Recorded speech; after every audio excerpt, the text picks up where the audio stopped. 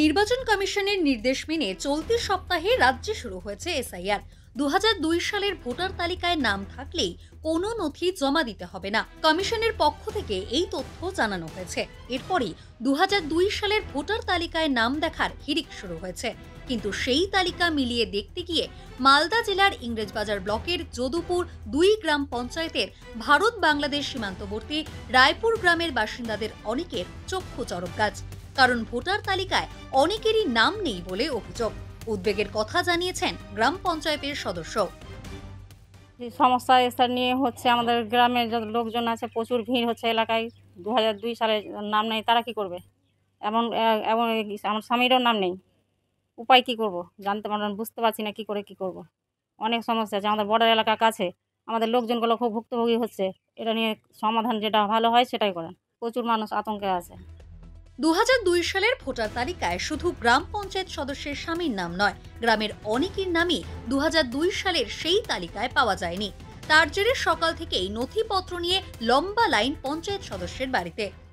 Voter লিস্টে আমি নাম অনেকজন আসছে, বাড়িতে সকাল বিকাল আসছে, এসে সবাই নাম খুঁজছে। অনেক অনেক নাম গায়েব আছে। আতঙ্কে আছেন? আতঙ্ক আছে।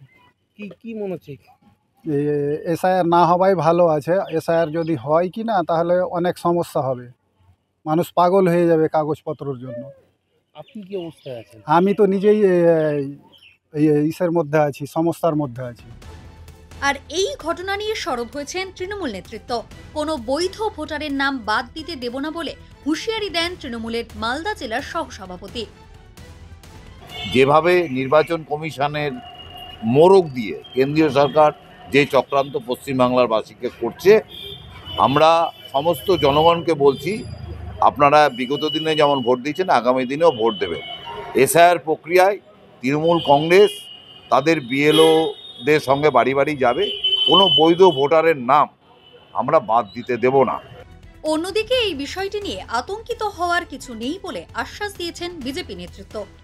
2002-এ যাদের ভোটে কার্ড নাই তাদের আতঙ্কিত হওয়ার কোনো কারণ নাই। সমস্ত শরণার্থী ভারতবর্ষের নাগরিকত্ব পাবে এবং নাগরিকত্ব পেয়ে তাদের ভোটার লিস্টে স্বাভাবিক যে পদ্ধতি আছে সেই পদ্ধতিতেই নাম উঠবে। সেই জন্য অযথা কোনো শরণার্থীর আতঙ্কিত হওয়ার কারণ নাই। আমরা শরণার্থীদের পাশে ছিলাম, আছি, থাকবো।